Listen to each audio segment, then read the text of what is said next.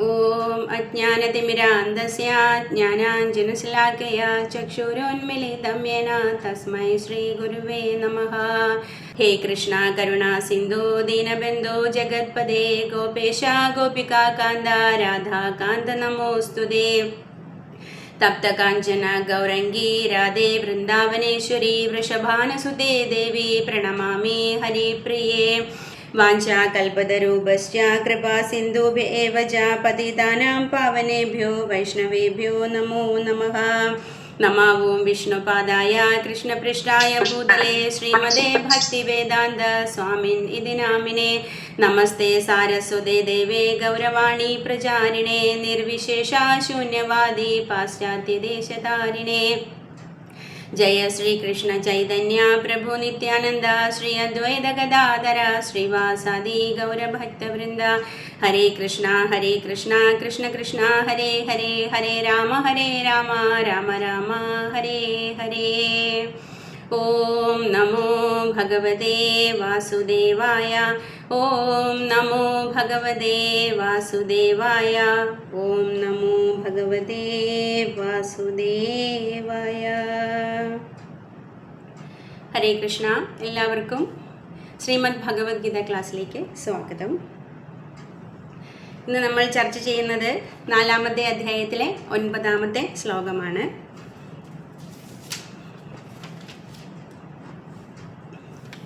വളരെ പ്രധാനപ്പെട്ട ഒരു അധ്യായമാണ് ഈ 4-ാമത്തെ അധ്യായം.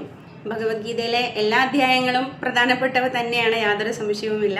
പക്ഷേ ഭഗവാൻ തന്നെ കുറിച്ചിട്ടുള്ള ജ്ഞാനം അല്ലെങ്കിൽ രഹസ്യം വ്യക്തമാക്കുന്ന ഒരധ്യായമാണ് ഈ 4-ാമത്തെ അധ്യായം. അതുകൊണ്ട് തന്നെ അത് വളരെയധികം പ്രാധാന്യം അർഹിക്കുന്ന ഒരധ്യായമാണ്. അപ്പം നമുക്ക് ഈ 4-ാമത്തെ അധ്യായത്തിലെ 9-ാമത്തെ ശ്ലോകത്തിൽ ഭഗവാൻ എന്താണ് നമ്മളോട് പറയുന്നതെന്ന് നോക്കാം. അധ്യായം 4 ശ്ലോകം 9.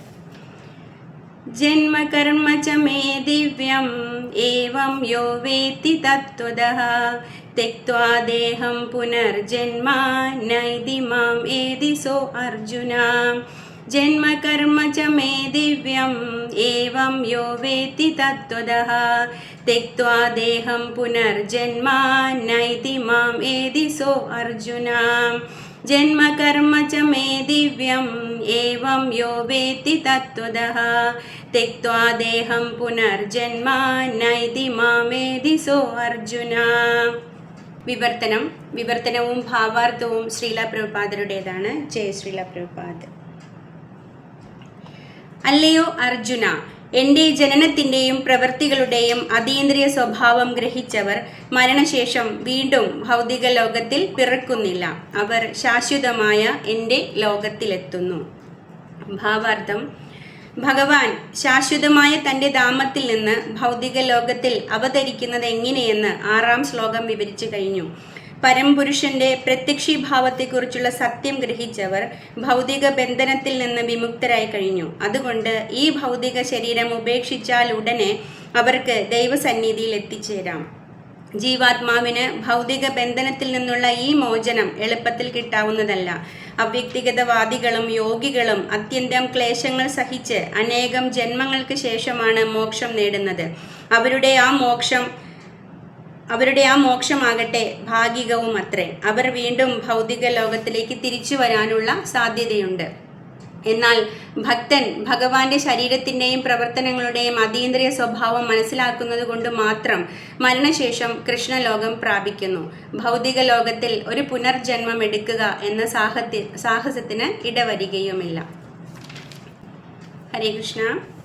അപ്പോൾ ഈ ഒരു അധ്യായം നമ്മൾ നേരത്തെ പറഞ്ഞതുപോലെ തന്നെ അതീന്ദ്രിയ ജ്ഞാനം എന്നാണ് പ്രഭുപാദ പേര് നൽകിയിരിക്കുന്നത്. ഈ പേര് സൂചിപ്പിക്കുന്നത് പോലെ തന്നെ വളരെ അതീന്ദ്രിയമായിട്ടുള്ള കാര്യങ്ങളാണ് ഭഗവാൻ ഇതിൽ വെളിപ്പെടുത്തുന്നത്. അപ്പം തന്നെ കുറിച്ചിട്ടുള്ള രഹസ്യങ്ങൾ ഭഗവാൻ ഇതിൽ വെളിപ്പെടുത്താൻ പോവുകയാണ് അല്ലേ. അപ്പോൾ ഇതിനോടകം തന്നെ കുറച്ച് കാര്യങ്ങൾ ഭഗവാൻ വ്യക്തമാക്കിയിട്ടുണ്ട്. ഭഗവാന്റെ അവതാര ഉദ്ദേശത്തെക്കുറിച്ചും അവതാര ലക്ഷ്യങ്ങളെക്കുറിച്ചും ഭഗവത്ഗീതയുടെ ചരിത്രത്തെക്കുറിച്ചും ഒക്കെ ഭഗവാൻ ഇതിൽ വിശദമാക്കിയിട്ടുണ്ട്. അപ്പോൾ ഈ 4-ാമത്തെ അധ്യായത്തിൽ ഭഗവാൻ തന്നെ കുറിച്ചിട്ടുള്ള ശാസ്ത്രമാണ് വിശദമാക്കുന്നത്. അപ്പോൾ ഈ ശാസ്ത്രം അറിയുന്നത് കൊണ്ട് മാത്രം നമുക്ക് പുനർജന്മത്തിൽ നിന്ന് മോചനം നേടാമെന്നാണ് ഭഗവാൻ ഈ ഒരു ശ്ലോകത്തിൽ നമ്മളോട് പറയുന്നത്. അല്ലയോ അർജുന, എൻ്റെ ജനനത്തിൻ്റെയും പ്രവൃത്തികളുടെയും അതീന്ദ്രിയ സ്വഭാവം ഗ്രഹിച്ചവർ മരണശേഷം വീണ്ടും ഭൗതിക ലോകത്തിൽ പിറക്കുന്നില്ല, അവർ എൻ്റെ ശാശ്വതമായ ലോകത്തിൽ എത്തിച്ചേരുന്നു എന്നാണ് ഭഗവാൻ നമുക്ക് ഈ ഒരു ശ്ലോകത്തിൽ പറഞ്ഞു തരുന്നത് അല്ലേ. ഇത് വളരെയധികം ഭക്തന്മാരെ സംബന്ധിച്ച് ഇത് വളരെയധികം ഒരു ആശ്വാസം നൽകുന്ന കാര്യമാണ്, ഒരു പ്രതീക്ഷ നൽകുന്ന കാര്യമാണ് അല്ലേ. അപ്പോൾ ഭഗവാന്റെ ജന്മങ്ങളെയും കർമ്മങ്ങളെയും കുറിച്ചിട്ട് മനസ്സിലാക്കുക, അതിൻ്റെ അതീന്ദ്രിയ സ്വഭാവം പൂർണ്ണമായിട്ടും മനസ്സിലാക്കുകയും അറിയുകയും അതിനനുസരിച്ച് നമ്മുടെ ജീവിതം ചിട്ടപ്പെടുത്തുകയും ചെയ്താൽ തീർച്ചയായിട്ടും നമുക്ക് ഈ ജീവിതത്തിൻ്റെ അവസാനം ഭഗവദ്ധാമത്തിലേക്ക് പ്രവേശിക്കാൻ കഴിയും എന്നാണ് ഭഗവാൻ നമുക്ക് ഉറപ്പ് തരുന്നത്. അപ്പോൾ ഈ 4-ാമത്തെ അധ്യായത്തിൽ ഭഗവാൻ ഇത്തരം കാര്യങ്ങൾ നമുക്ക് വ്യക്തമാക്കി തരുന്നുണ്ട് അല്ലേ. പല പല പ്രതീക്ഷകൾ നമുക്ക് നൽകുന്നുണ്ട്. അടുത്ത ശ്ലോകത്തിലും എല്ലാം ഭഗവാൻ നമുക്ക് അതേക്കുറിച്ച് തന്നെയാണ് വിശദമാക്കി തരുന്നത്. അപ്പോൾ എല്ലാ അവതാരങ്ങളുടെയും ഉദ്ദേശം എന്ന് പറയുന്നത് കൃഷ്ണാവബോധം പ്രചരിപ്പിക്കൽ തന്നെയാണ് അല്ലേ. പതിതരായിട്ടുള്ള ജീവാത്മാക്കൾക്ക് കൃഷ്ണാവബോധം പകർന്നു നൽകി അവരെ ഉന്നതമായിട്ടുള്ള അവസ്ഥയിലേക്ക് എത്തിക്കുക. അതിനു വേണ്ടിയിട്ടാണ് ഓരോ അവതാരങ്ങളും ഇവിടെ പിറവിയെടുക്കുന്നത്. അപ്പോൾ അത് വ്യത്യസ്തമായിട്ടുള്ള കാലഘട്ടത്തിൽ, വ്യത്യസ്തമായ യുഗത്തിൽ, വ്യത്യസ്തമായിട്ടുള്ള സമയങ്ങളിൽ അരങ്ങേറുന്നു എന്ന് മാത്രമേ ഉള്ളൂ. അപ്പോൾ ഇത് അനസ്യൂതം നടന്നുകൊണ്ടിരിക്കുന്ന ഒരു പ്രക്രിയയായിട്ടാണ് ആചാര്യന്മാർ പറയുന്നത്. അപ്പോൾ ഭഗവാൻ അദ്ദേഹത്തിൻ്റെ സാമ്രാജ്യത്തിൽ നിന്ന് ഭൗതിക ലോകത്തിലേക്ക് അല്ലെങ്കിൽ ഈ പ്രപഞ്ചത്തിലേക്ക് ആവിർഭവിക്കുന്നതിനെയാണ് അവതാരം എന്ന പദം കൊണ്ട് ഉദ്ദേശിക്കുന്നത്. അപ്പോൾ ഭഗവാന്റെ അത്തരം അവതാരങ്ങളെ ജനനം എന്ന പ്രക്രിയയായിട്ട് ഒരിക്കലും നമ്മൾ കാണരുത്. അപ്പം അതേക്കുറിച്ചിട്ട് 7-ാമത്തെ ശ്ലോകത്തിൻ്റെ ഭാവാർത്ഥത്തിൽ പ്രഭുപാദം നമുക്ക് താക്കീത് തരുന്നുണ്ട് അല്ലേ. അവിടെ സൃജാമി എന്നൊരു പദമാണ് പ്രഭുപാദം ഉപയോഗിക്കുന്നത്. ഒരിക്കലും ഭഗവാൻ ജനിച്ചു എന്ന് പറയരുതെന്ന് അദ്ദേഹം എടുത്തു പറയുന്നുണ്ട് അവിടെ.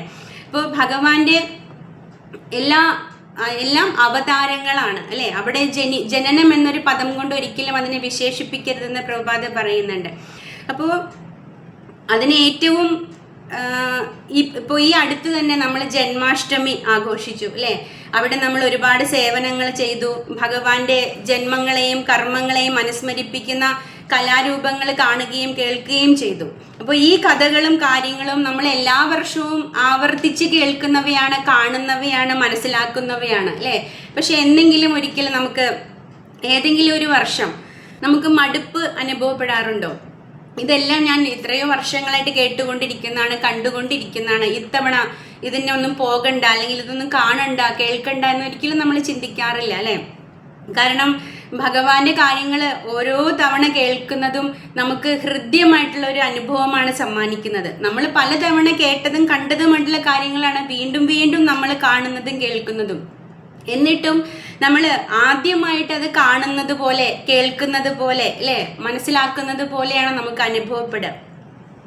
അപ്പോൾ അതാണ് അതിൻ്റെ രഹസ്യം എന്ന് പറയുന്നത് അല്ലേ. അതിനെയാണ് ഭഗവാൻ ഈ അതീന്ദ്രിയ ജ്ഞാനം എന്ന് പറയുന്നത്. ആ രഹസ്യമാണ് ഭഗവാൻ ഈ ശ്ലോകത്തിൽ നമുക്ക് വെളിപ്പെടുത്തുന്നത്. ജന്മകർമ്മ ചമേ ദിവ്യം അല്ലേ. എൻ്റെ ജന്മവും കർമ്മവും എല്ലാം അതീന്ദ്രിയങ്ങളാണ്. അത് മനസ്സിലാക്കുന്നവൻ ഒരിക്കലും ഈ ഭൂമിയിൽ പിന്നെ ജനനം എടുക്കുന്നില്ല എന്നാണ് ഭഗവാൻ പറയുന്നത്. അപ്പൊ എന്തുകൊണ്ടാണ് ഭഗവാന്റെ അവതാരവും കർമ്മങ്ങളും അതീന്ദ്രിയമാകുന്നത്? ഇപ്പോൾ നമുക്ക് അറിവുള്ളതാണ് അല്ലേ. നമ്മുടെ വീടുകളിലും അല്ലെങ്കിൽ നമുക്ക് പരിചയമുള്ള വീടുകളിലും അല്ലെങ്കിൽ പല സ്ഥലത്തും ഒക്കെ കുട്ടികൾ ജനിക്കാറുണ്ട് അല്ലേ. അപ്പോൾ ഇതിൽ ഏതെങ്കിലും ഒരു കുട്ടി ആഭരണങ്ങളോടുകൂടിയോ വസ്ത്രങ്ങളോടുകൂടിയാണോ ജനിക്കുന്നത് അല്ലേ? ഭഗവാനെ പോലെ ഭഗവാൻ സർവാഭരണ വിഭൂഷിതനായിട്ടാണ് ജനിക്കുന്നത് അല്ലേ. കാൽത്തളകളോടെ, കയ്യിൽ വള, മയിൽപ്പീലി, മഞ്ഞപ്പട്ട് ഇതൊക്കെ ചാർത്തിക്കൊണ്ടാണ് ഭഗവാൻ അവതരിക്കുന്നത്. അപ്പോൾ ഭഗവാൻ ശ്രീകൃഷ്ണനായിട്ട് അവതരിച്ചത് കംസന്റെ കാരാഗൃഹത്തിലാണ് അല്ലേ. അവിടെയും സർവാഭരണ വിഭൂഷിതനായിട്ട് ശംഖചക്ര ഗദാപത്മങ്ങളോട് കൂടിയിട്ടാണ് ഭഗവാൻ പ്രത്യക്ഷപ്പെട്ടത്. അപ്പോൾ പിന്നീട് ദേവകി മാതാവും വസുദേവരും പ്രാർത്ഥനകൾ അർപ്പിച്ച് അപേക്ഷിക്കുമ്പോഴാണ് ഭഗവാൻ ഒരു സാധാരണ ശിശുവിൻ്റെ രൂപത്തിലേക്ക് മാറുന്നത്, അല്ലേ? ശംഖുചക്ര ഗദാപത്മങ്ങളോട് കൂടിയിട്ട് കാണുന്ന ഈ കുട്ടി സാധാരണക്കാരനല്ല എന്ന് കംസന് വേഗത്തിൽ മനസ്സിലാക്കാൻ സാധിക്കും. അതുവഴി ഈ കുട്ടിയെ വധിച്ചാലോ എന്നൊക്കെയുള്ള ഭയം കൊണ്ടാണ് ദേവകി മാതാവ് ഭഗവാനോട് അപേക്ഷിക്കുന്നത്, ഒരു സാധാരണ ശിശുവിൻ്റെ രൂപത്തിലേക്ക് വരൂ എന്ന്. അപ്പോൾ അങ്ങനെ മാതാവിൻ്റെ അപേക്ഷ മാനിച്ചാണ് ഭഗവാൻ ഒരു സാധാരണ ശിശുവിൻ്റെ രൂപത്തിലേക്ക് മാറുന്നത്. അപ്പോൾ പിന്നെ ഒരുപാട് കാര്യങ്ങൾ നമുക്ക് ഉദാഹരണങ്ങളായിട്ട് ചൂണ്ടിക്കാണിക്കാൻ സാധിക്കും, അല്ലേ? ഇപ്പോൾ നമ്മളൊക്കെ അമ്മയുടെ ഗർഭപാത്രത്തിൽ നിന്ന് പുറത്തു വന്ന് എത്രയോ മാസങ്ങൾ കഴിഞ്ഞിട്ടാണ് ഒന്ന് എണീക്കാൻ, ഇരിക്കാൻ, നടക്കാൻ, സംസാരിക്കാനൊക്കെ തുടങ്ങുന്നത്. അപ്പോൾ ഭഗവാൻ മാസങ്ങൾ മാത്രം പ്രായമുള്ള സമയത്താണ് പൂതനാവധം, ശകടാസുരവധം, തൃണാവർത്ത വധം എന്നിവയൊക്കെ നടത്തിയത്, അല്ലേ? നമ്മുടെ ഏത് കുട്ടികളാണ് ജനിക്കുന്ന വഴി അസുരനെ കൊല്ലുന്നത്, അല്ലേ? അപ്പോൾ ഇതൊക്കെ ഭഗവാനുമായിട്ടുള്ള അതീന്ദ്രിയമായിട്ടുള്ള കാര്യങ്ങളാണ്. അപ്പോൾ ഈ അതീന്ദ്രിയ രഹസ്യങ്ങളെല്ലാം ഉള്ളത് കൊണ്ടാണ് ഭഗവാന്റെ അവതാരങ്ങൾ അതീന്ദ്രിയമാകുന്നത്, ജന്മങ്ങളും കർമ്മങ്ങളും അതീന്ദ്രിയമാകുന്നത്. ഇപ്പോൾ നമ്മൾ ആചാര്യന്മാർ പറയാറുണ്ട്, നമ്മുടെ ജനന സമയത്ത്, അല്ലേ, നമ്മൾ ഭൂമിയിലേക്ക് പിറക്കുന്ന സമയത്ത് ഈ നവഗ്രഹങ്ങൾ തോന്നിയ സ്ഥലത്ത് തോന്നിയ സമയത്ത് വന്ന് നിൽക്കുമെന്നാണ് പറയുന്നത്. പിന്നീട് നമ്മുടെ ജനന സമയം നോക്കി ജ്യോത്സ്യം പറയും, ബുധൻ ശുക്രന്റെ കൂടെ പോയി, വ്യാഴം നിന്നിടത്ത് ഇപ്പോൾ ശനിയാണ് നിൽക്കുന്നത് എന്നൊക്കെ പറഞ്ഞിട്ട് നമ്മളെ കുഴപ്പിക്കും. അതോടുകൂടി നമ്മുടെ കാര്യം ഏതാണ്ട് തീർന്നു. അപ്പോൾ ഇതൊക്കെയാണ് നമ്മുടെ അവസ്ഥ. പക്ഷെ ഭഗവാൻ അവതരിക്കുമ്പോൾ എന്താണ് ചെയ്യുന്നത്? നവഗ്രഹങ്ങളെ പേടിച്ച് വിറച്ച് നിൽക്കുകയാണെന്നാണ് പറയുന്നത്. കാരണം അവരേത് പൊസിഷനിൽ വന്ന് നിന്നാലാണ് ഭഗവാനെ പ്രീതിപ്പെടുത്താൻ പറ്റുക, ഭഗവാനെ കൂടുതൽ സന്തോഷിപ്പിക്കാൻ പറ്റുക എന്നോർത്ത് അവർ ആശയക്കുഴപ്പത്തിലാണ്. അപ്പം ഞാൻ ഇവിടെ നിന്നാൽ ഭഗവാന് അത് സന്തോഷം നൽകുമോ, ഭഗവാനെ അത് പ്രീതിപ്പെടുത്തുമോ എന്നൊക്കെ ഓർത്തുള്ള കൺഫ്യൂഷനിലാണ് ഈ നവഗ്രഹങ്ങൾ സ്ഥിതി ചെയ്യുന്നത്. അതാണ് ഭഗവാൻ അവതരിക്കുന്ന സമയത്ത് നവഗ്രഹങ്ങളുടെ അവസ്ഥ. പക്ഷെ നമ്മുടെ ജനിക്കുന്ന സമയത്ത് അവർ തോന്നിയ സ്ഥലത്ത് പോയിട്ട് നിൽക്കും. അപ്പോൾ പിന്നെ ഭഗവാൻ എവിടെ നിന്നും അവതരിക്കും, അല്ലേ? ഇപ്പോൾ ഭൂമിയിൽ നിന്ന് വരാം, അല്ലെങ്കിൽ തൂണ് പിളർന്ന് വരാം, ബ്രഹ്മാവിൻ്റെ മൂക്കിൽ നിന്നും ഭഗവാൻ വരും, ദേവകി മാതാവിൻ്റെ ഹൃദയത്തിൽ നിന്ന് വരും. അതാണ് അതീന്ദ്രിയമായിട്ടുള്ള രഹസ്യം എന്ന് പറയുന്നത്. അപ്പോൾ നമ്മളെങ്ങനെയാ ജനിക്കുക? നമ്മൾ കാറി കൂവി ചുറ്റുമുള്ളവരെയൊക്കെ ടെൻഷൻ അടിപ്പിച്ച് അമ്മയെ വേദനിപ്പിച്ചിട്ടാണ് പുറത്തേക്ക് വരിക. ഇതാണ് നമ്മുടെ ജനനത്തിൻ്റെ രഹസ്യം. അപ്പോൾ ഭഗവാന്റെ അവതാരം എപ്പോഴും അതീന്ദ്രിയമാണ്, ഭഗവാന്റെ ജന്മങ്ങളും കർമ്മങ്ങളും അതീന്ദ്രിയമാണ്. ആ രഹസ്യങ്ങളാണ് ഭഗവാൻ നമുക്ക് ഈ ഒരു അധ്യായത്തിൽ വിശദമാക്കി തരുന്നത്. അപ്പോൾ ആ രഹസ്യങ്ങൾ നമ്മൾ അറിയുകയും മനസ്സിലാക്കുകയും വിശ്വസിക്കുകയും ചെയ്താൽ ഈ ജീവിതത്തിൻ്റെ അവസാനം നമുക്ക് പരമമായിട്ടുള്ള ലക്ഷ്യപ്രാപ്തിയിലേക്ക് എത്തിച്ചേരാം എന്നാണ് ഇവിടെ പറയുന്നത്. അപ്പോൾ ഭഗവാൻ പറയുന്നുണ്ട്, ഭഗവാന്റെ ജന്മങ്ങളുടെയും കർമ്മങ്ങളുടെയും രഹസ്യം മനസ്സിലാക്കിയവർ ഈ ലോകത്ത് ഇനി പിറവി എടുക്കുന്നില്ല എന്ന് പറയുന്നുണ്ട്, അല്ലേ? അവര് ഭഗവത് ധാമത്തിലേക്ക് പ്രവേശിക്കുകയാണ്. അപ്പോൾ പിന്നീട് അവര് ഭഗവാനോടൊത്ത് വസിക്കുകയാണ് ചെയ്യുന്നത്. അതേക്കുറിച്ചിട്ടാണ് ഭാവാർത്ഥത്തിൽ വിശദമായിട്ട് പ്രഭുപാദ നമുക്ക് മനസ്സിലാക്കി തരുന്നത്. അപ്പോൾ ഇതിൽ ഒരുവിധം വലിയ ഭാവാർത്ഥം തന്നെയാണ് ഈ ഒരു ശ്ലോകത്തിന് പ്രഭുപാദ നൽകിയിരിക്കുന്നത്. അപ്പോൾ ഭഗവത്ഗീതയുടെ ശ്ലോകങ്ങളിൽ നാം ഭാവാർത്ഥം വായിക്കുമ്പോൾ വലിയ ഭാവാർത്ഥങ്ങൾ ശ്രീല പ്രഭുപാദർ നൽകിയിട്ടുണ്ടെങ്കിൽ അതിനർത്ഥം ഒന്നേയുള്ളൂ, ഭഗവാന്റെ അതീന്ദ്രിയമായിട്ടുള്ള ജ്ഞാനം അല്ലെങ്കിൽ ഭഗവാനെ കുറിച്ച് നമ്മളെ മനസ്സിലാക്കിക്കുവാൻ അത്രയും എഫേർട്ട് എടുക്കുകയാണ്, അത്രയും ശ്രമം നടത്തുകയാണ് പ്രഭുപാദ ആ ഭാവാർത്ഥത്തിലൂടെ ചെയ്യുന്നത്. അപ്പം അത്രയും വിശദമായിട്ട് അത്രയും ശാസ്ത്രങ്ങളിലെ പരാമർശങ്ങൾ കൊണ്ടുവന്ന് പ്രഭുപാദ നമ്മളെ ബോധവൽക്കരിക്കാൻ ശ്രമിക്കുകയാണ്. ഇതാണ് ഭഗവാൻ, അല്ലേ? ഭഗവാന്റെ ശാസ്ത്രം ഇങ്ങനെയാണ് നിങ്ങൾ മനസ്സിലാക്കേണ്ടത് എന്ന് നമുക്ക് വ്യക്തമാക്കി തരാൻ വേണ്ടിയിട്ടാണ് വലിയ വലിയ ഭാവാർത്ഥങ്ങൾ ശ്രീല പ്രഭുപാദ നമുക്ക് നൽകുന്നത്. ഇപ്പോൾ ശ്രീമദ് ഭഗവത്ഗീതയിലോ ഭാഗവതത്തിലോ എവിടെയെങ്കിലും വലിയ ഭാവാർത്ഥങ്ങൾ കാണാനിടയായാൽ അതൊന്നേ അർത്ഥമാക്കുന്നുള്ളൂ, ഭഗവാനെ കുറിച്ചിട്ട് അത്രയും വിശദമാക്കി നമുക്ക് പ്രഭുപാദ പറഞ്ഞു നൽകുകയാണ്. അപ്പോൾ ആ ഭാവാർത്ഥങ്ങളെല്ലാം നല്ലതുപോലെ നമ്മൾ മനസ്സിലാക്കാൻ ശ്രമിച്ചാൽ തീർച്ചയായിട്ടും ഭഗവാനെ കുറിച്ചിട്ടുള്ള രഹസ്യം നമുക്ക് മനസ്സിലാവുക തന്നെ ചെയ്യും. കാരണം അത്രയും ശാസ്ത്രങ്ങളെ ഉദ്ധരിച്ചുകൊണ്ടാണ് പ്രഭുപാദ ആ ഭാവാർത്ഥങ്ങൾ നമുക്ക് നൽകുന്നത്. അപ്പൊ ഇവിടെ പ്രഭുപാദം വളരെ പ്രധാനപ്പെട്ട ഒരു കാര്യം പറയുന്നുണ്ട്. പരമപുരുഷന്റെ പ്രത്യക്ഷീഭാവത്തെക്കുറിച്ചുള്ള സത്യം ഗ്രഹിച്ചവർ ഭൗതിക ബന്ധനത്തിൽ നിന്ന് മുക്തരായി കഴിഞ്ഞു. അതുകൊണ്ട് ഈ ഭൗതിക ശരീരം ഉപേക്ഷിച്ചാൽ ഉടനെ അവർക്ക് ദൈവസന്നിധിയിൽ എത്തിച്ചേരാം എന്ന് പറയുന്നു. അപ്പോൾ നമുക്ക് ഒരേ ഒരു മാർഗമേ ഉള്ളൂ അല്ലെ, ഭഗവാന്റെ അതീന്ദ്രിയമായിട്ടുള്ള ജന്മത്തെയും കർമ്മത്തെയും കുറിച്ചിട്ട് മനസ്സിലാക്കുക, അത് വിശ്വസിക്കുക, അത് മനസ്സിലാക്കി നമുക്ക് മുന്നേ നടന്നു പോയിട്ടുള്ളവരുടെ പാത പിന്തുടരുന്ന് ആ ലക്ഷ്യത്തിൽ എത്തിച്ചേരുക. അപ്പോൾ ഈ ഭൗതിക ബന്ധനത്തിൽ നിന്നുള്ള മോചനം എളുപ്പത്തിൽ സാധ്യമല്ല അല്ലെ. നമ്മൾ ഇതിനു മുൻപ് ഒരുപാട് ക്ലാസ്സുകളിൽ ഇതിനെക്കുറിച്ച് ചർച്ച ചെയ്തിട്ടുണ്ട്.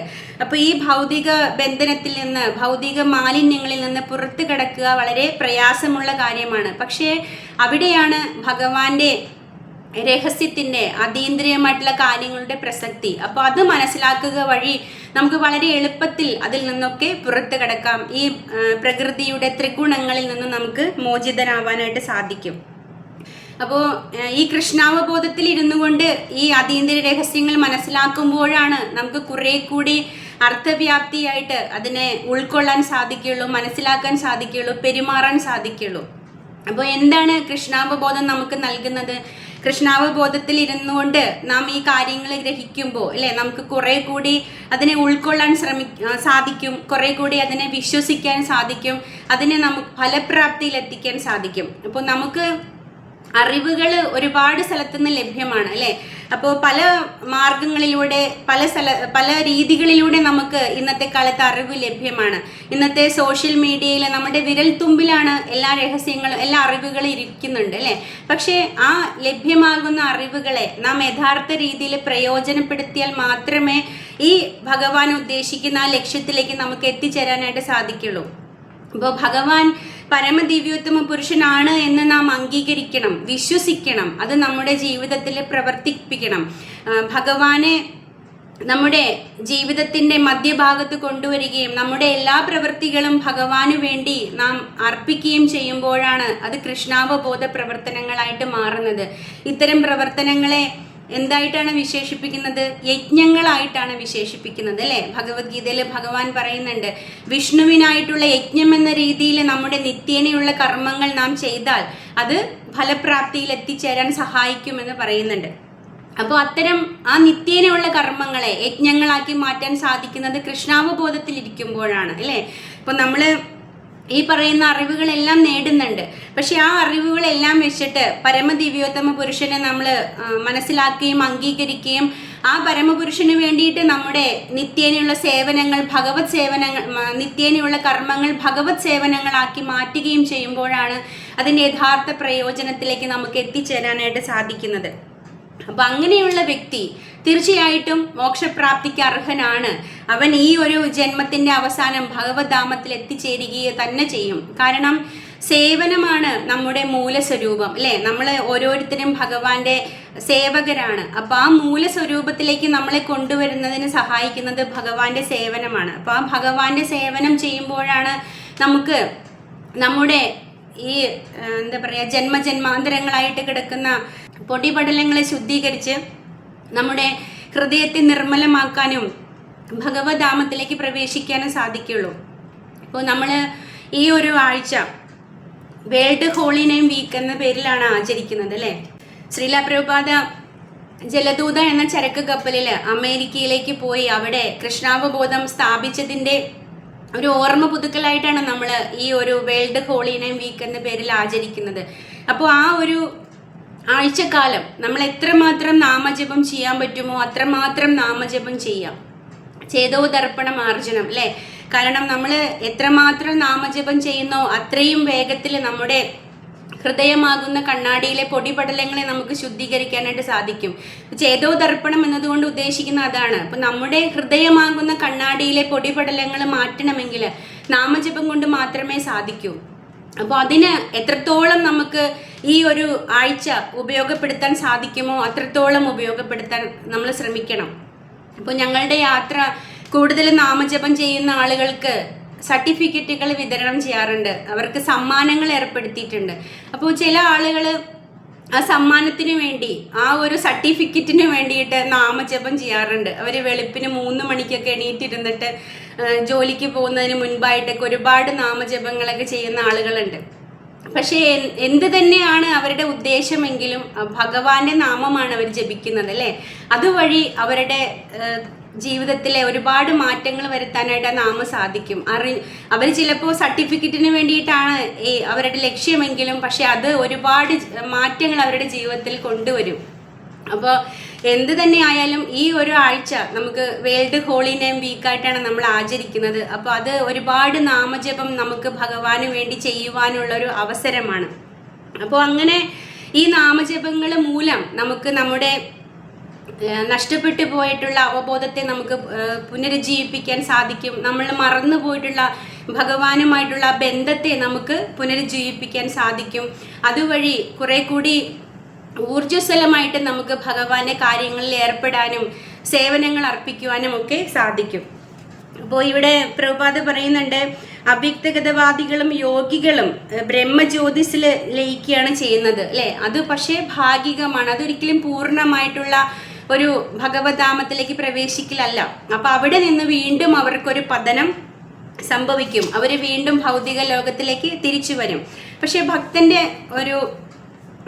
ഭക്തന്റെ കാര്യം അങ്ങനെയല്ല. ഭക്തൻ ഭഗവാനെ കുറിച്ചിട്ട് മനസ്സിലാക്കുകയും അത് അറിയുകയും അതനുസരിച്ചിട്ട് പ്രവർത്തിക്കുകയും ചെയ്യുമ്പോൾ തീർച്ചയായിട്ടും ഭക്തൻ കൃഷ്ണലോകം പോകുക തന്നെ ചെയ്യും.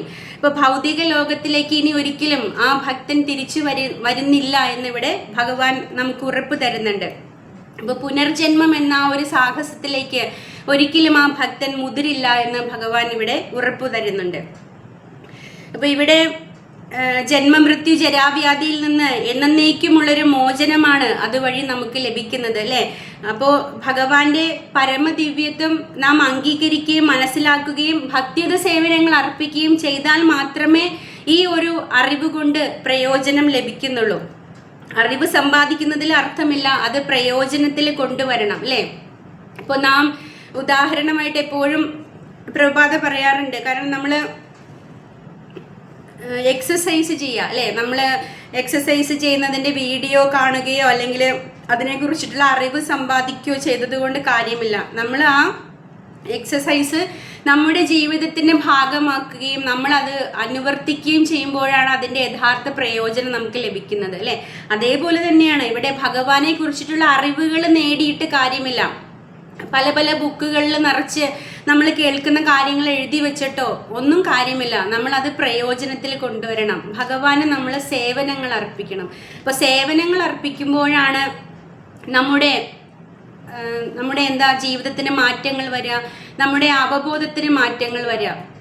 അപ്പോൾ നമ്മളെല്ലാവരും വിചാരിക്കുന്നതല്ലേ, ഞാനടക്കം എല്ലാവരും വിചാരിക്കുന്നത് എനിക്കെല്ലാം അറിയാം, ഇതൊന്നും എനിക്ക് പറഞ്ഞു തരേണ്ട ആവശ്യമില്ല എന്നതാണ്. പക്ഷെ അങ്ങനെയല്ല. യഥാർത്ഥത്തിൽ നമ്മൾ ഇനിയും അറിയാനായിട്ട് ഒരുപാട് കാര്യങ്ങളുണ്ട്. അത് ഓരോന്നും നമുക്ക് ഭഗവാൻ നമ്മുടെ ജീവിത അനുഭവങ്ങളിലൂടെ നമുക്ക് വ്യക്തമാക്കി തരും. നമുക്ക് ഓരോരോ അവസരങ്ങൾ വരുമ്പോൾ തീർച്ചയായിട്ടും ഭഗവാൻ നമുക്ക് അതിൻ്റെതായിട്ടുള്ള രീതിയിൽ നമ്മളോട് പ്രതികരിക്കും.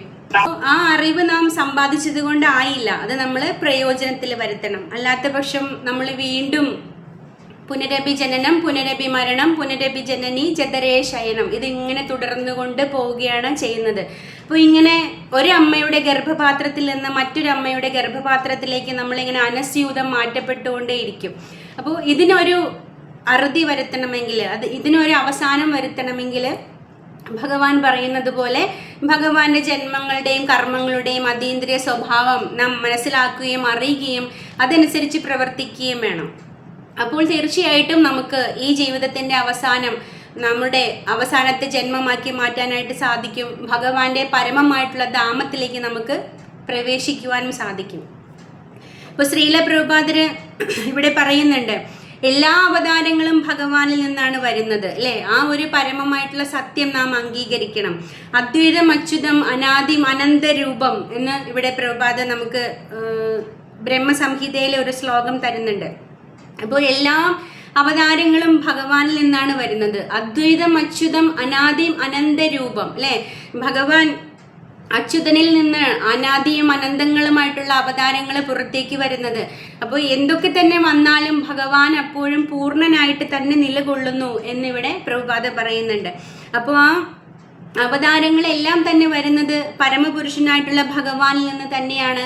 അപ്പോൾ ആ പരമപുരുഷ ഭഗവാൻ എത്രയൊക്കെ അവതാരങ്ങൾ പുറത്തേക്ക് പോയാലും പൂർണ്ണനായിട്ട് തന്നെയാണ് നിലകൊള്ളുന്നത്.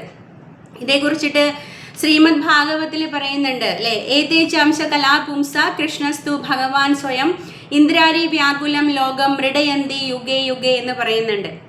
അപ്പോൾ എത്രയൊക്കെ അവതാരങ്ങൾ ഭഗവാനിൽ നിന്ന് പുറത്തേക്ക് പോയാലും, അംശാവതാരമായാലും ലീലാവതാരമായാലും എന്തൊക്കെ തരത്തിലുള്ള അവതാരങ്ങൾ ഭഗവാനിൽ നിന്ന് പുറത്തേക്ക് പോയാലും ഭഗവാൻ അപ്പോഴും കൃഷ്ണനായിട്ട് തന്നെ നിലകൊള്ളുന്നു എന്നാണ് ശ്രീമദ് ഭാഗവതം പറയുന്നത്. അപ്പോൾ ഭഗവാൻ എപ്പോഴും പൂർണ്ണനായിട്ട് തന്നെയാണ് നിലകൊള്ളുന്നത്. അപ്പോൾ പുരുഷാവതാരങ്ങൾ, അതുപോലെ അംശാവതാരങ്ങൾ, ലീലാവതാരങ്ങൾ, ഗുണാവതാരങ്ങൾ, അങ്ങനെ അസംഖ്യം അവതാരങ്ങളുണ്ട്. ശ്രീമദ് ഭാഗവത്തിൽ പറയുന്നത് ഭഗവാന്റെ അവതാരങ്ങൾ കടലിലെ തിരമാലകൾ പോലെ അസംഖ്യങ്ങളാണ് എന്നാണ് പറയുന്നത്. കടലിന്റെ മുൻപിൽ പോയിരുന്ന തിരമാലകളെ എണ്ണി തിട്ടപ്പെടുത്താൻ നമുക്ക് സാധിക്കുമോ? ഒരിക്കലും സാധിക്കില്ല. അതേപോലെ ഇങ്ങനെ തിരമാലകൾ പോലെ അസംഖ്യങ്ങളാണ് ഭഗവാന്റെ അവതാരങ്ങൾ എന്നാണ് പറയുന്നത്. അപ്പോൾ ശ്രീമദ് ഭാഗവതി തന്നെ വളരെ കുറച്ച് അവതാരങ്ങളെ കുറിച്ചിട്ടാണ് പരാമർശിച്ചിരിക്കുന്നത്. 48 52 അവതാരങ്ങളെ കുറിച്ച് മാത്രമാണ് ആ ഒരു അധ്യായത്തിൽ പ്രതിപാദിക്കുന്നത്. അപ്പോൾ ഈ അവതാരങ്ങളൊന്നും എണ്ണിത്തിട്ടപ്പെടുത്തുക സാധ്യമല്ല, അത് അസാധ്യമായിട്ടുള്ള ഒരു കാര്യമാണ്. അപ്പോൾ നമ്മൾ വിശ്വസിക്കുക, ഇതെല്ലാം ഭഗവാനിൽ നിന്നാണ് വരുന്നത്. പരമപുരുഷനായിട്ടുള്ള ശ്രീകൃഷ്ണ ഭഗവാനാണ് ഈ അവതാരങ്ങളുടെ എല്ലാം സ്രോതസ് എന്ന് നാം അറിയുകയും മനസ്സിലാക്കുകയും ചെയ്യാം. അപ്പോൾ തൻ്റെ ഭഗവാന്റെ അവതാരങ്ങളുടെ ഉദ്ദേശം എന്താണ് എന്ന് ഇതിനു മുൻപുള്ള ശ്ലോകങ്ങളിൽ ഭഗവാൻ വ്യക്തമാക്കുന്നുണ്ട് അല്ലെ. തൻ്റെ ലീലകള് ആസ്വദിച്ച് ആനന്ദിക്കാൻ വെമ്പൽ കൊള്ളുന്ന തൻ്റെ ഭക്തന്മാരുടെ ഉത്കണ്ഠ ശമിപ്പിക്കാൻ വേണ്ടിയിട്ടാണ് ഭഗവാൻ അവതരിക്കുന്നത്, ഓരോരോ അവതാരങ്ങൾ കൈക്കൊള്ളുന്നത് എന്ന് ശ്രീല പ്രഭുപാദ നമുക്ക് പറഞ്ഞു തരുന്നുണ്ട്. അപ്പോൾ അത് ചിലപ്പോൾ യുഗം തോറുമുള്ള അവതാരങ്ങളാവാം, അല്ലെങ്കിൽ ലീലാവതാരങ്ങളാകാം. ആ അവതാരത്തിന് ഓരോന്നിനും പ്രത്യേകമായിട്ടുള്ള ഉദ്ദേശ ലക്ഷ്യങ്ങൾ ഉണ്ടാകാം. പക്ഷെ എന്നിരുന്നാലും ആത്യന്തികമായിട്ട് ആ ഓരോ അവതാരങ്ങളും അർത്ഥമാക്കുന്നത് തൻ്റെ ഭക്തന്മാരെ സന്തോഷിപ്പിക്കുക എന്ന് തന്നെയാണ്. അപ്പോൾ ഭഗവാൻ ഉദ്ദേശിക്കുന്നത് നമ്മളെ പോലെയുള്ള പതിതന്മാരായിട്ടുള്ള ജീവാത്മാക്കൾക്ക് ഭഗവാന്റെ ലീലകൾ കണ്ടും കേട്ടും ആസ്വദിച്ചും മനസ്സിലാക്കിയും അറിഞ്ഞും ഈ ലോകത്ത് നിന്ന് എന്നേക്കുമായിട്ട് ഭഗവദ്ധാമത്തിലേക്ക് പ്രവേശിക്കാനുള്ള ഒരു അവസരമാണ്. അതാണ് ഭഗവാന്റെ ലീലകളുടെ മഹത്തായ ഉദ്ദേശം എന്ന് പറയുന്നത്, നമ്മളെ ഭഗവാന്റെ ധാമത്തിലേക്ക് തിരികെ കൊണ്ടുപോവുക. അപ്പൊ ഇനി ഒരു പുനർജന്മമില്ലാത്ത വിധം ഭഗവാന്റെ ധാമത്തിൽ നമ്മൾക്ക് സ്ഥിരവാസം അനുവദിച്ച് തരിക, അതാണ് ഭഗവാന്റെ ലക്ഷ്യം എന്ന് പറയുന്നത്. അപ്പോൾ ഈ ലീലകളെല്ലാം നാം അറിയുകയും കാണുകയും കേൾക്കുകയും ചെയ്യുന്നത് വഴി നമ്മുടെ മറന്നു പോയിട്ടുള്ള ഭഗവാനുമായിട്ടുള്ള ബന്ധത്തെ നമുക്ക് പുനരുജ്ജീവിപ്പിക്കാനായിട്ട് സാധിക്കണം. അപ്പോൾ നമ്മുടെ ആ ഒരു മൂലസ്വരൂപത്തിലേക്ക് നമുക്ക് എത്താനായിട്ട് സാധിക്കണം. ആ മൂലസ്വരൂപം മനസ്സിലാക്കി നമുക്ക് ഭഗവാന് സേവനങ്ങൾ അർപ്പിക്കാൻ സാധിക്കണം. അപ്പം അതാണ് ഈ അവതാര ലക്ഷ്യങ്ങളുടെ എല്ലാം ഉദ്ദേശം എന്ന് പറയുന്നത്. അപ്പോൾ ഈ ഒരു കാര്യം മനസ്സിലാക്കുക എന്ന് പറയുന്നത് സാധാരണ ആളുകളെ കൊണ്ട് സാധിക്കുന്ന ഒന്നല്ല. ഇപ്പൊ കൃഷ്ണാവബോധത്തിൽ ഇരുന്നു കൊണ്ട് ഇതെല്ലാം കേൾക്കുമ്പോൾ നമുക്ക് വളരെ പെട്ടെന്ന് തന്നെ ആ ഒരു തത്വത്തിലേക്ക് എത്താനായിട്ട് സാധിക്കും. കാരണം നാം നാമജപം ചെയ്യുന്ന ആളുകളാണ് അല്ലേ. അപ്പോൾ നിരന്തരമായിട്ടുള്ള നാമജപം വഴി നമുക്ക് ഭഗവാന്റെ കാര്യങ്ങൾ കൂടുതൽ ഗ്രഹിക്കാനുള്ള ആ ഒരു ഭാഗ്യം ഭഗവാൻ നമുക്ക് നൽകും. അപ്പം അതിലൂടെ നമുക്ക് കൂടുതൽ ഭഗവാന്റെ കാര്യങ്ങൾ മനസ്സിലാക്കുവാനും അറിയുവാനും പ്രവർത്തിക്കുവാനും അത് ജീവിതത്തിൽ പ്രാവർത്തികമാക്കുവാനും എല്ലാം സാധിക്കും. അപ്പോൾ ഇവിടെ പ്രഭുപാദ നമുക്ക് പുരുഷബോധിനി ഉപനിഷത്തിലെ ഒരു ശ്ലോകം പറഞ്ഞു തരുന്നുണ്ട്. ഏകോ ദേവ നിത്യലീനാരുരക്തോ ഭക്തവ്യാപി ഹൃദയന്തരാത്മാ. അപ്പോൾ ഒരേ ഭഗവാൻ അസംഖ്യം ദിവ്യാകൃതികൾ സ്വീകരിച്ച് അനേകം ശുദ്ധഭക്തന്മാരുമായി ബന്ധപ്പെടുന്നതിൽ സദാ വ്യാപൃതനായിരിക്കുന്നു. അതാണ് നമ്മൾ പറഞ്ഞത് അല്ലേ. ഭഗവാൻ അസംഖ്യം അവതാരങ്ങൾ കൈക്കൊള്ളും. അപ്പോൾ അതെല്ലാം തൻ്റെ ഭക്തന്മാരുമായിട്ട് ബന്ധം സ്ഥാപിക്കാനും ഭക്തന്മാരെ സന്തോഷിപ്പിക്കാനും വേണ്ടി മാത്രമാണ്. അപ്പോൾ ഈ തത്വത്തെ, ഈ പരമമായിട്ടുള്ള തത്വത്തെ പിന്താങ്ങുകയാണ് ഇവിടെ ഭഗവത്ഗീത ശ്ലോകത്തിൽ ഭഗവാൻ ചെയ്യുന്നത്. അപ്പോൾ വേദങ്ങളെയും ഭഗവാനെയും പ്രമാണമാക്കി ഈ സത്യം അന്വേഷിക്കുകയും ഈ സത്യത്തെ കുറിച്ചിട്ട് അംഗീകരിക്കുകയും തത്വാന്വേഷണപരമായ ഊഹാപോഹങ്ങളിൽ സമയം പാഴാക്കാതിരിക്കുകയും ചെയ്യുക. ഇങ്ങനെയുള്ളവർക്ക് എന്താണ് ലഭിക്കുക? മുക്തിയുടെ പരിപൂർണതയിൽ അവർക്ക് എത്തിച്ചേരാമെന്ന് പറയാണ്. അപ്പോൾ നമ്മൾ ഊഹാപോഹങ്ങളുടെ പിന്നാലെ പോവാതിരിക്കുക.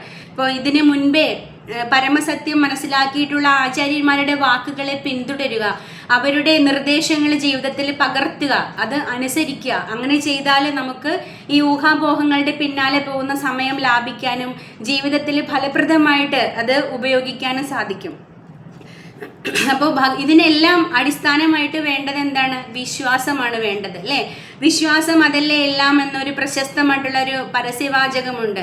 അപ്പോൾ ആ വിശ്വാസത്തിലാണ് എല്ലാം ഇരിക്കുന്നത്. അപ്പോൾ ഭഗവാനെ നമ്മൾ വിശ്വസിക്കുക, ഇത് ഭഗവാനാണ് എന്ന് പറയുമ്പോൾ അത് വിശ്വസിക്കുകയും അംഗീകരിക്കുകയും ചെയ്യാം.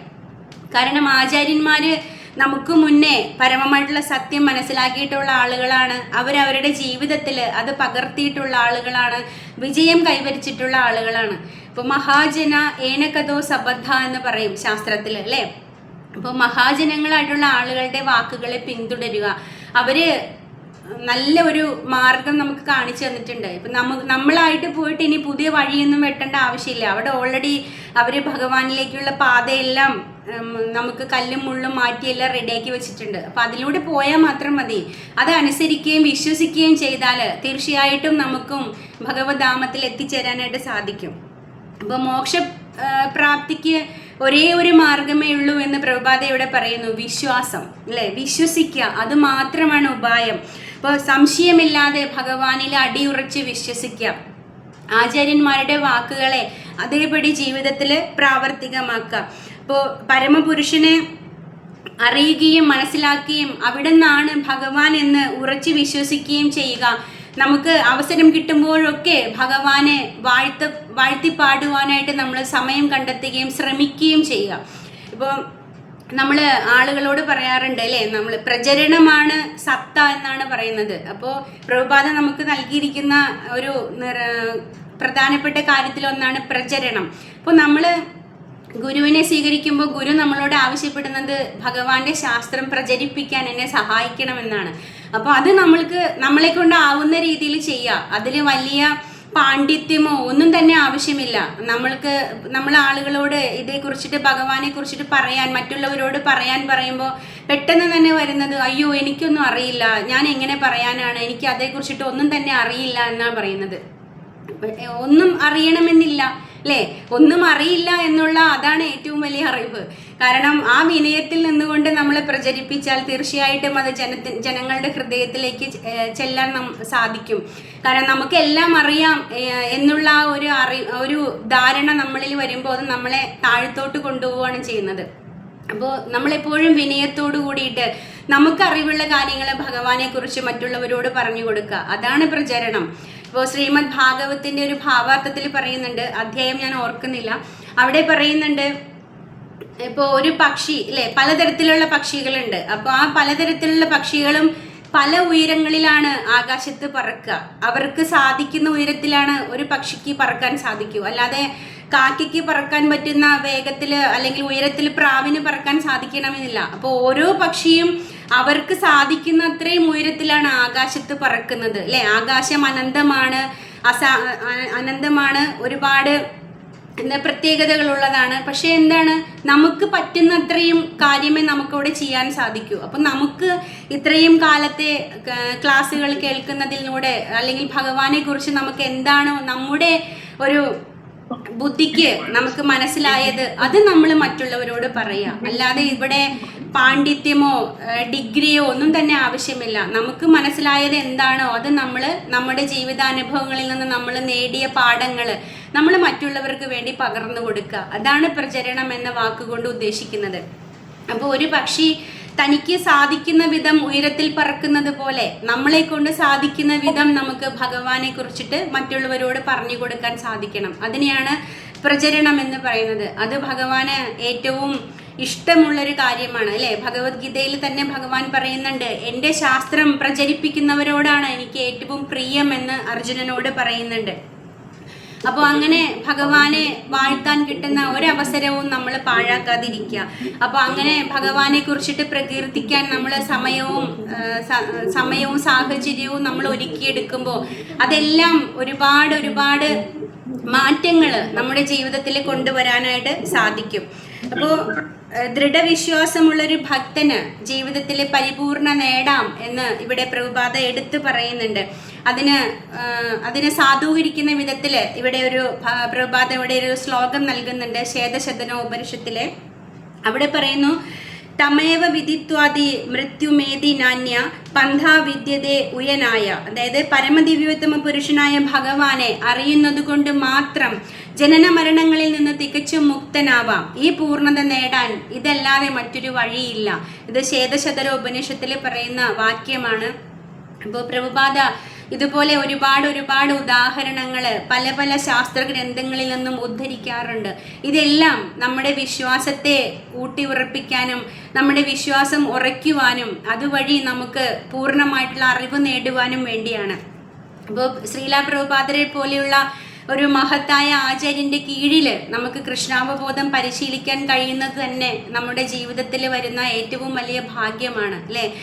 ശ്രീമദ് ഭാഗവത്തിൻ്റെ 12ാമത്തെ സ്കന്ധത്തിൽ പറയുന്നുണ്ട്, സത്യയുഗത്തിൽ ഇരിക്കുന്ന ആളുകൾ വരെ വളരെ അസൂയയോടെ നോക്കിക്കാണുന്ന ഒരു കാലമാണ് കലിയുഗം എന്ന് പറയുന്നുണ്ട്. കാരണം കലിയുഗത്തിൽ മുൻപുള്ള യുഗങ്ങളിലൊക്കെ നമ്മൾ വിഗ്രഹാരാധനയിലൂടെയും യജ്ഞത്തിലൂടെയും എല്ലാം നേടിയ അതേ ഗുണം നമുക്ക് ഈ നാമജപത്തിലൂടെ നമുക്ക് നേടാൻ സാധിക്കും. അതുകൊണ്ട് സത്യയുഗത്തിലിരിക്കുന്ന ആളുകൾക്ക് വരെ കലിയുഗത്തിലിരിക്കുന്ന ആളുകളോട് അസൂയ വരുന്നു എന്നാണ് പറയുന്നത്. കാരണം അവർ കലിയുഗത്തിൽ വന്ന് ജനിച്ചില്ലല്ലോ എന്നോർത്ത് അവർക്ക് നിരാശ തോന്നുമത്രേ. അപ്പം അത്രത്തോളം മഹത്തരമാണ് കലിയുഗം. ഇത് ചീത്തയുഗമാണെന്നൊക്കെ പറയും, പക്ഷെ എന്നാലും ഇവിടെ ഒരേ ഒരു ഗുണമുള്ളത്, ഇവിടെ സങ്കീർത്തനമുണ്ട് അല്ലേ, ഇവിടെ കൃഷ്ണാവബോധമുണ്ട്. ചൈതന്യ മഹാപ്രഭു വന്ന യുഗത്തിലാണ് നമ്മൾ ഇരിക്കുന്നത്. അപ്പോൾ അത്രയ്ക്കും പ്രത്യേകതകളുള്ള യുഗമാണ് കലിയുഗം. അപ്പോൾ ആ കലിയുഗത്തിൽ ഇരുന്നു കൊണ്ട് ഈ കാര്യങ്ങളൊക്കെ മനസ്സിലാക്കി നമുക്ക് നമ്മുടെ ജീവിതത്തിൽ പ്രാവർത്തികമാക്കാൻ സാധിച്ചാൽ തീർച്ചയായിട്ടും നമുക്ക് ഈ ജന്മത്തിൻ്റെ അവസാനം ഭഗവാന്റെ ധാമത്തിലേക്ക് പ്രവേശിക്കാൻ സാധിക്കും.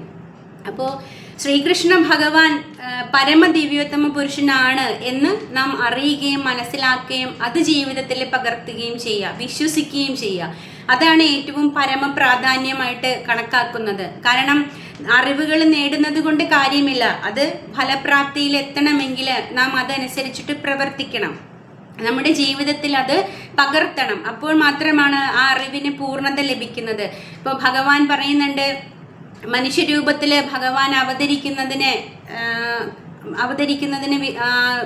എന്താ പറയുക, മോശപ്പെട്ട രീതിയിൽ സംസാരിക്കുകയോ കളിയാക്കുകയും ഒക്കെ ചെയ്യുന്ന ആളുകൾ മൂഢന്മാരാണ് എന്ന് പറയുന്നുണ്ട് അല്ലേ. അപജാനന്തി മാ മൂഢ മാനുഷിയും തനുമാശ്രിത എന്ന് ഭഗവാൻ പറയുന്നുണ്ട്. അപ്പോൾ ഇവിടെ ശ്രീല പ്രഭുപാദ പറയാണ്, തമോ ഗുണത്തിൽ അധിഷ്ഠിതമായിരിക്കുന്ന ആളുകളാണ് പരമദിവ്യോത്തമ പുരുഷന്റെ ആ പരമദിവ്യത്വം അംഗീകരിക്കാത്തത്.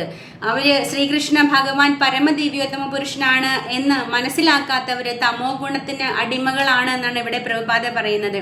അതല്ലാതെ വേറൊരു രീതിയിലും അവരെ വ്യാഖ്യാനിക്കാൻ സാധിക്കില്ല എന്നാണ് പ്രഭുപാദ പറയുന്നത്. അപ്പോൾ തമോ ഗുണത്തിലേക്ക് നമ്മൾ പോകുമ്പോൾ ഭഗവാനെ കുറിച്ചിട്ടുള്ള പരമസത്യം നാം മനസ്സിലാക്കുകയും അറിയുകയും ചെയ്യാതിരിക്കുമ്പോൾ അത് നമ്മുടെ മോക്ഷപ്രാപ്തിക്ക് തടസ്സം സൃഷ്ടിക്കുന്ന ഒരു കാര്യമാണ് അല്ലേ. അവിടെ അവർക്ക് എളുപ്പത്തിൽ മുക്തി ലഭിക്കില്ല എന്നാണ് ഇവിടെ പ്രഭുപാദ പറയുന്നത്. കാരണം നമ്മൾ പരമസത്യത്തിൽ നിന്ന് അകന്നകന്ന് പോയിക്കൊണ്ടിരിക്കുകയാണ്. അത് അംഗീകരിക്കാതിരിക്കുന്നിടത്തോളം കാലം നമുക്ക് ഒരിക്കലും മുക്തി ലഭിക്കില്ല, അല്ലെങ്കിൽ ഭഗവാന്റെ കാരുണ്യം നമ്മളുടെ മേല് ചൊരിയപ്പെടില്ല. അപ്പോൾ അതിന് ഇവിടെ ഉദാഹരണമായിട്ട് പ്രഭുപാദ പറയുന്നത് തേൻകുപ്പിയുടെ പുറം നക്കുന്നത് പോലെ എന്നാണ് പറയുന്നത്. ഭഗവത്ഗീതയുടെ അവതാരികയിലും ഇതേ കാര്യം പ്രഭുപാദ പറയുന്നുണ്ട് അല്ലേ. അപ്പോൾ തേനിൻ്റെ യഥാർത്ഥമായിട്ടുള്ള ഒരു രഹസ്യം അല്ലെങ്കിൽ തേനിൻ്റെ യഥാർത്ഥമായിട്ടുള്ള രുചി അറിയണമെങ്കിൽ നാം ആ കുപ്പിയുടെ ഉള്ളിലിരിക്കുന്ന തേനിനെ ആസ്വദിക്കുക തന്നെ വേണം. എന്നാൽ മാത്രമേ നമുക്ക് അതിനെക്കുറിച്ചിട്ട് പൂർണ്ണമായിട്ടും മനസ്സിലാക്കാനും ആ രുചി അറിയാനും സാധിക്കുള്ളൂ. അപ്പോൾ പുറമേ കിട്ടുന്ന ഒരു തുള്ളി കൊണ്ട് നമുക്ക് ഒന്നും മനസ്സിലാക്കാൻ സാധിക്കില്ല.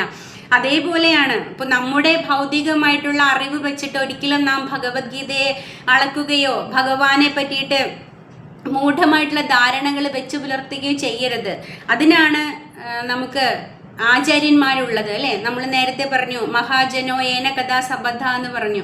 അപ്പോൾ അങ്ങനെയുള്ള മഹാജനങ്ങളുടെ വാക്കുകളെ നാം ഉൾക്കൊള്ളുകയും മനസ്സിലാക്കുകയും അംഗീകരിക്കുകയും ചെയ്യാം. അപ്പോൾ അവരുടെ ആ വാക്കുകളിലൂടെ നമ്മുടെ വിശ്വാസത്തെ നമ്മൾ ഊട്ടി ഉറപ്പിക്കുക.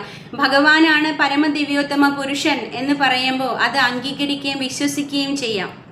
അപ്പോൾ അങ്ങനെ വരുമ്പോൾ നമുക്ക് നമ്മുടെ ജീവിതത്തിൽ മാറ്റങ്ങൾ വരുത്താൻ സാധിക്കും. ഭഗവാന്റെ സേവനങ്ങളിലേക്ക് കൂടുതൽ നമുക്ക് വ്യാപൃതരാവാൻ സാധിക്കും. അതിന് ഏറ്റവും എളുപ്പമുള്ള മാർഗമാണ് കൃഷ്ണാവബോധം. അപ്പോൾ ആ കൃഷ്ണാവബോധത്തിൽ ഇരുന്നു കൊണ്ട് നമുക്ക് നമ്മുടെ നിത്യമായിട്ടുള്ള ജീവിതത്തിൽ നമുക്ക് ഭഗവാനെ ഒപ്പം കൊണ്ടു നടക്കാനും ഭഗവാനോടുള്ള ആശയവിനിമയം സാധ്യമാവുകയും ഒക്കെ ചെയ്യും. ഇപ്പോൾ ആളുകൾ പറയാറുണ്ട് അല്ലേ, ഞാൻ ഭഗവാൻ എന്നോട് സംസാരിക്കാറുണ്ട്, അല്ലെങ്കിൽ ഭഗവാന്റെ നിർദ്ദേശങ്ങൾ എനിക്ക് കിട്ടാറുണ്ട് എന്നൊക്കെ പലരും പറയാറുണ്ട്. അപ്പോൾ ആ ഒരു അവസ്ഥയിലേക്ക് നമുക്കും എത്തിച്ചേരാൻ സാധിക്കും. നമ്മുടെ ഹൃദയാന്തര ഭാഗത്തുണ്ട് ഭഗവാൻ. ദൂരേക്കൊന്നും പോകണ്ട ഭഗവാനെ കാണാനായിട്ട് അല്ലേ. നമ്മുടെ ഹൃദയം ശുദ്ധീകരിക്കുക മാത്രം ചെയ്താൽ മതി. മുജന്മ പാപങ്ങൾ കൊണ്ട് പൊടി പടലങ്ങൾ പിടിച്ച് അടിഞ്ഞുകൂടി കിടക്കുന്ന ആ ഹൃദയത്തെ ഭഗവാന്റെ അതീന്ദ്രിയ നാമജപം കൊണ്ട് പതിയെ പതിയെ നമ്മൾ ക്ലീൻ ചെയ്തെടുത്താൽ, വൃത്തിയാക്കിയെടുത്താൽ നമുക്ക് കാണാൻ സാധിക്കും നമ്മുടെ ഹൃദയാന്തര ഭാഗത്ത് ഭഗവാൻ ഇങ്ങനെ കാത്തിരിക്കുകയാണ് അല്ലേ. നമ്മൾ എപ്പോഴാണ് ഭഗവാന്റെ നേരെ തിരിയുക, ഭഗവാന്റെ നാമം നാം എപ്പോഴാണ് ജപിക്കുക, എപ്പോഴാണ് ഈ ജീവാത്മാവ് ഭഗവാന്റെ ധാമത്തിലേക്ക് പ്രവേശിക്കുക എന്നോർത്ത് ഭഗവാൻ ഇങ്ങനെ കാത്തിരിക്കുകയാണ്. ശ്രീമദ് ഭാഗവത്തില് ഉദ്ധവഗീതയുണ്ട്. അവിടെ ഉദ്ധവരോട് ഭഗവാൻ ഒരുപാട് കാര്യങ്ങൾ പറയുന്നുണ്ട്. അപ്പോൾ അവിടെ ഭഗവാൻ പറയുന്നുണ്ട്, 4 കാലും 6 കാലും 8 കാലും അനേകം കാലുകളുള്ള ജീവികളുണ്ട്. പക്ഷേ ഇവരെക്കാളൊക്കെ എനിക്ക് 2 കാലുള്ള മനുഷ്യരോടാണ് ഏറ്റവും പ്രിയം ഉദ്ധവരെ എന്ന് പറയുന്നുണ്ട്. അപ്പോൾ ഉദ്ധവർ ചോദിക്കും, എന്തുകൊണ്ടാണ് ഭഗവാനെ എന്ന് ചോദിക്കുമ്പോൾ ഭഗവാൻ പറയുന്നത്, ഈ 2 കാലുള്ള മനുഷ്യർക്ക് മാത്രമേ എന്നിലേക്ക് വരാൻ സാധിക്കൂ, എന്നെ കുറിച്ചിട്ടുള്ള ശാസ്ത്രം മനസ്സിലാക്കാൻ സാധിക്കൂ, ജീവിത അവസാനം എൻ്റെ ധാമത്തിലേക്ക് വരാൻ സാധിക്കൂ എന്ന് ഭഗവാൻ പറയുന്നുണ്ട്. അപ്പോൾ അത്രയ്ക്കും പ്രിയപ്പെട്ട ആളുകളാണ് നമ്മൾ, ഭഗവാൻ അത്രയും പ്രിയപ്പെട്ട ആളുകളാണ് നമ്മൾ. അപ്പോൾ നമ്മൾ എന്തിനാണ് ഭഗവാന്റെ അടുത്തേക്ക് പോവാനായിട്ട്, ഭഗവാന്റെ നാമം ജപിക്കാൻ, ഭഗവാന്റെ ശാസ്ത്രം മനസ്സിലാക്കാനായിട്ട് മടിച്ചു നിൽക്കുന്നത്? ഭഗവാൻ ഇങ്ങനെ നമുക്ക് വേണ്ടിയിട്ട് അല്ലേ യുഗങ്ങളായിട്ട് കാത്തിരിക്കുന്നുണ്ടാവും ഭഗവാൻ. പക്ഷെ നമുക്കതൊരിക്കലും മനസ്സിലാക്കാൻ സാധിക്കില്ല, നമുക്കതൊരിക്കലും ഉൾക്കൊള്ളാൻ സാധിക്കില്ല. ആ സത്യം നമുക്കൊരിക്കലും മനസ്സിലാക്കി പ്രവർത്തിക്കാൻ സാധിക്കില്ല. അതാണ് നമ്മുടെ ഏറ്റവും വലിയ പോരായ്മ. അപ്പോൾ ഈ ത്രിഗുണങ്ങളുടെ പിടുത്തത്തിൽ നിന്ന് നമ്മളെ രക്ഷിക്കാനായിട്ട് ഭഗവാന്റെ നാമത്തിന് മാത്രമേ സാധിക്കൂ, ഭഗവാന്റെ അതീന്ദ്രിയമായിട്ടുള്ള രഹസ്യങ്ങൾക്ക് മാത്രമേ സാധിക്കൂ. അപ്പോൾ അത് പൂർണ്ണമായിട്ട് മനസ്സിലാക്കുകയും അറിയുകയും അതനുസരിച്ചിട്ട് ജീവിതത്തിൽ പ്രവർത്തിക്കുകയും ചെയ്യാം. ഭഗവാന്റെ സേവനത്തിൽ നിന്ന് പിന്നോട്ട് പോകുന്ന ഒന്നിനും നാം നമ്മുടെ ജീവിതത്തിൽ ഇടവരുത്താതിരിക്കുക. ഒരു ചെറിയൊരു കാര്യം കൊണ്ട് ഭഗവാനെ സന്തോഷിപ്പിക്കാൻ സാധിക്കുമോ, അത് തീർച്ചയായിട്ടും നമ്മുടെ ജീവിതത്തിൽ അതിന് പ്രാധാന്യം കൊടുക്കുകയും അത് അനുസരിച്ചിട്ട് പെരുമാറുകയും ചെയ്യുക. തീർച്ചയായിട്ടും നമ്മൾക്ക് ഈ ജന്മത്തിൻ്റെ അവസാനം ഭഗവാന്റെ ധാമത്തിലേക്ക് പ്രവേശിക്കാൻ സാധിക്കും. കാലങ്ങളായിട്ടുള്ള അല്ലെങ്കിൽ യുഗങ്ങളായിട്ടുള്ള ഭഗവാന്റെ കാത്തിരിപ്പിന് വിരാമമിടാനായിട്ട് സാധിക്കും. അപ്പോൾ ഭഗവാന്റെ അഹൈതുകമായിട്ടുള്ള കാരുണ്യം പ്രതീക്ഷിച്ച് നമ്മുടെ ജീവിതത്തെ നമ്മൾ ചിട്ടപ്പെടുത്തുക, അതിനനുസരിച്ച് നമ്മുടെ ജീവിതത്തെ നാം ഒരുക്കുക, ഭഗവാന്റെ സേവനങ്ങൾക്ക് പ്രാമുഖ്യം കൊടുക്കുക. ആ ഭഗവാനാണ് അല്ലേ ഈ 11ാമത്തെ അധ്യായത്തിൽ അർജുനൻ ഭഗവാനെ ജഗന്നിവാസ ദേവദേവേശ എന്നൊക്കെ പറഞ്ഞിട്ട് പ്രകീർത്തിക്കുന്നുണ്ട്. വിശ്വരൂപം കണ്ടു കഴിയുമ്പോൾ ഇത്രയും നാളും ഞാൻ തോളിൽ കൈയിട്ടുകൊണ്ടിരുന്ന കൃഷ്ണനല്ലല്ലോ ഇത് എന്ന തിരിച്ചറിവ് അർജുനന് വളരെയധികം ആഘാതം അർപ്പിക്കുന്നുണ്ട് അല്ലേ. അപ്പോൾ അങ്ങനെ ആ ഒരു ആഘാതത്തിൽ നിന്ന് അർജുനൻ മഹത്തരമായിട്ടുള്ള പ്രാർത്ഥനകളാണ് ഭഗവാന് നേരെ ചൊരിയുന്നത്. അപ്പോൾ ആ പ്രാർത്ഥനകളിൽ അർജുനൻ പറയാണ്, പിതേവ പിത്രസ്യ സഖേവ സഖ്യും പ്രിയ പ്രിയാർഹസ്യ ദേവസ്യോഢും എന്ന് പറയുന്ന ശ്ലോകത്തിൽ പറയാണ്, ഒരു ഭർത്താവ് ഭാര്യയുടെ ചെയ്തികളെ പൊറുക്കുന്നത് പോലെ, ഒരു പിതാവ് പുത്രന്റെ തെറ്റുകളെ ക്ഷമിക്കുന്നത് പോലെ, ഒരു സുഹൃത്തിൻ്റെ അവിവേകത്തെ ക്ഷമിക്കുന്നത് പോലെ ഞാൻ ചെയ്തു പോയേക്കാവുന്ന തെറ്റുകൾ എന്നോട് പൊറുക്കണമേ കൃഷ്ണ എന്നാണ് ഭഗവാനോട് അർജുനൻ അപേക്ഷിക്കുന്നത്. അപ്പോൾ ആ പ്രാർത്ഥനകൾ നമുക്കും ഉരുവിടാം അല്ലേ. നമ്മൾ ഇന്ന് വരെയുള്ള ജീവിതത്തിൽ ചെയ്തു പോയ എല്ലാ തെറ്റുകൾക്കും, അറിഞ്ഞും അറിയാതെയും ചെയ്തു പോയ എല്ലാ തെറ്റുകൾക്കും നമുക്ക് ഭഗവാനോട് ക്ഷമ ചോദിക്കാം. അപ്പോൾ ആ ക്ഷമ ചോദിക്കലിലൂടെ അല്ലേ ഭഗവാന് വേണ്ടിയിട്ടുള്ള ഒരു ഹൃദയം നമുക്ക് ഒരുക്കിയെടുക്കാനായിട്ട് സാധിക്കും. അപ്പോൾ ആ ഹൃദയത്തോട് കൂടിയിട്ട് ഭഗവാന്റെ നാമം നമുക്ക് നല്ല രീതിയിൽ ജപിക്കാൻ സാധിക്കണം. ഭഗവാന്റെ സേവനങ്ങൾ നല്ല രീതിയിൽ നമുക്ക് അർപ്പിക്കാൻ സാധിക്കണം. അപ്പോൾ അത്തരമൊരു നിർമ്മലമായിട്ടുള്ള ഒരു പ്രാർത്ഥന എല്ലാവരിലും ഉണ്ടാവട്ടെ. ഈ ഒരു വേൾഡ് ഹോളി നെയിം വീക്കിൽ കൂടുതൽ നാമജപം ചെയ്തുകൊണ്ട് എല്ലാവർക്കും ഭഗവാന്റെ ആ ഒരു സേവനത്തിലേക്ക് എത്തിപ്പെടാൻ സാധിക്കട്ടെ.